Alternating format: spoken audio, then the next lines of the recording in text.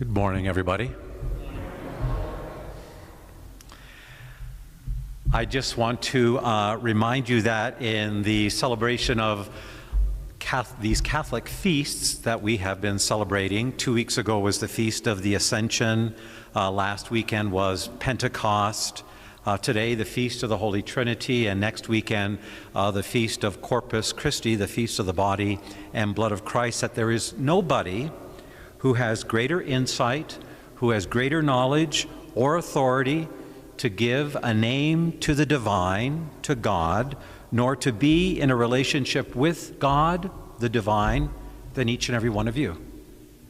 Each and every one of you, all of us here, has a unique experience of who God is. Everyone here has a different experience of who God is, because of the experiences and what each and every one of us has gone through in life thus far, But we have to be able to challenge ourselves to grow. You know, just as we want to challenge ourselves physically to remain healthy physically and to remain healthy emotionally, we want to grow spiritually. We want to develop that spiritual muscle, so to speak, of prayer and service, so we always continue to grow in our understanding, not just from the head, but from the heart as to who God is, you know, in our lives. If not, then we can remain at, let's say, a 5th grade level as to who God is, if we never spend time in prayer or service.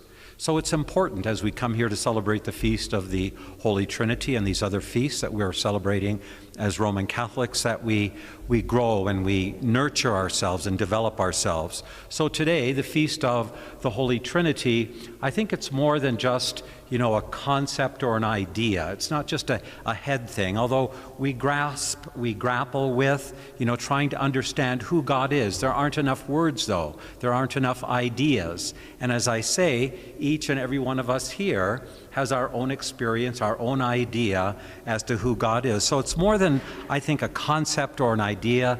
For me, I think it is about Father, Son, and Spirit. It's about relationship, because the Father loves the Son in turn loves the Father, and out of that love between Father and Son comes forth the Spirit that we celebrated last weekend, the Feast of Pentecost, that the Spirit has been infused through all of us and over all of creation.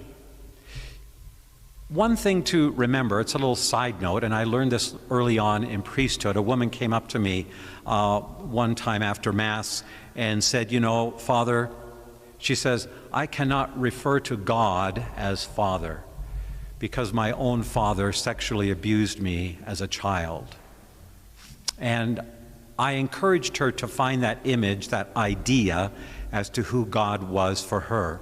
But for her, she just could not relate. She could relate to God, but she could not relate to God as Father.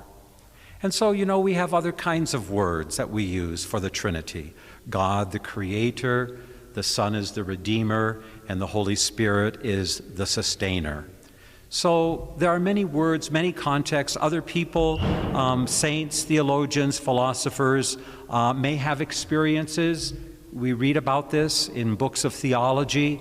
They have insights that inspire us and to assist us with our experience of God.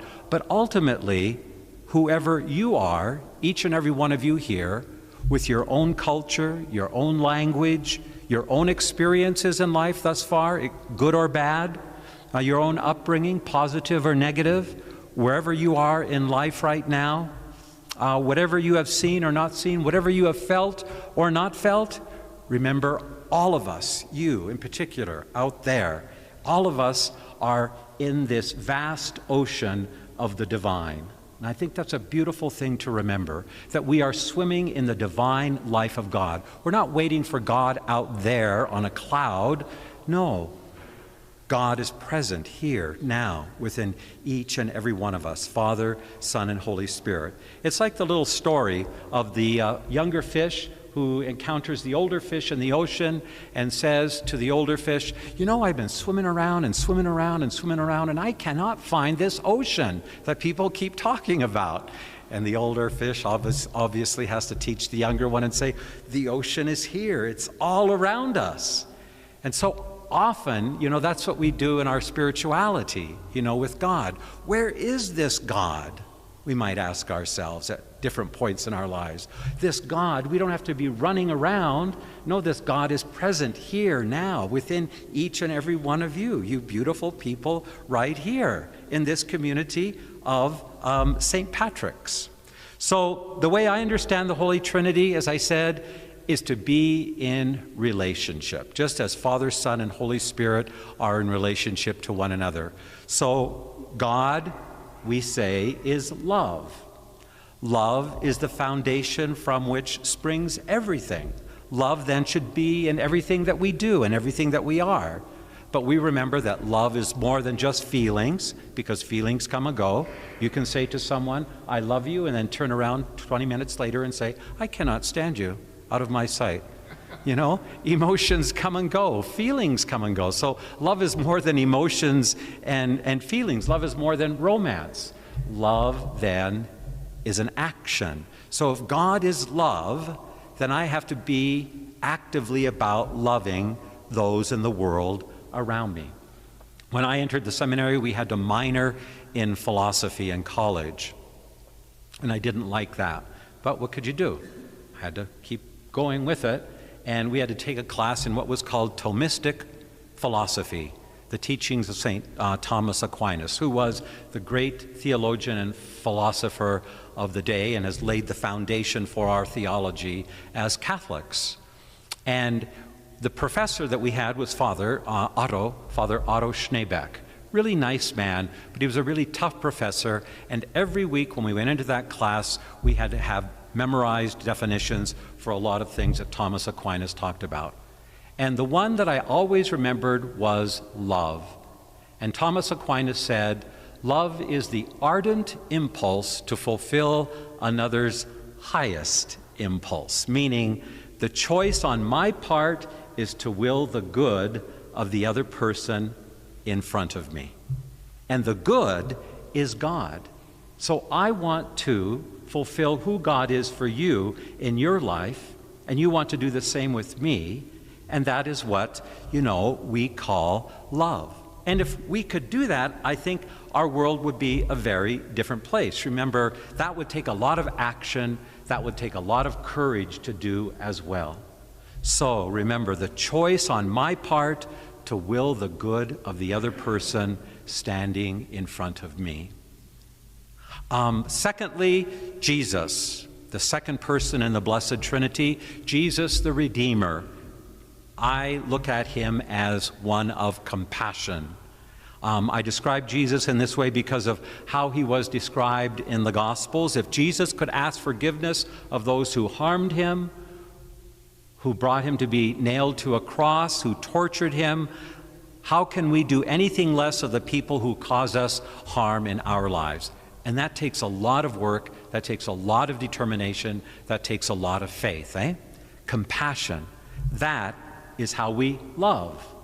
To compassionately love. Love is from the Latin meaning to suffer with. I want to suffer with you in your need. That takes a lot of energy. It takes a lot of gumption to be able to do that on my part, to reach out to someone like that. But if I can do that, then I am compassionately loving, and I'm living out God the Father, and then God the Son, and then the third part of the third person in the Blessed Trinity, the Holy Spirit, the one who sustains us. I describe the Holy Spirit as joy. Joy is what one produces when one loves compassionately. Joy is what we are intended to produce ultimately in our world. And joy not as a giddy kind of joy or a childish kind of joy, but a joy that brings me fulfillment, it brings me satisfaction, and it brings you satisfaction. It brings you fulfillment wherever you happen to be in your life.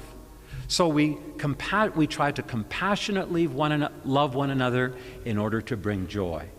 And if we can do that, then the Holy Trinity, Father, Son, and Spirit, isn't this concept, this idea out there. It's not just written in a theological book, but we are trying our best to put that into practice in our world around us. And if we're trying to do that, that's all that's needed. We never successfully do it. We never successfully, compassionately love and bring about fulfillment. No. But as long as we're trying, I mean, that's why we come here every Sunday, right? We come here to be fed, to be nourished in word and sacrament, and then we go back out into the world, and each of us fails at some point or another. We just can't get around it. But that's why we come back. So don't let anybody tell you you're just a hypocrite. Tell them, oh yeah, I am a hypocrite, because I just didn't get it right the first time round, or the third time, or the 50th time, or the 100th time. But I'm bound and determined that I'm still going to be fed and nourished, and I'm going to go back out into the world, and I'm going to live out the Blessed Trinity the best way that I can.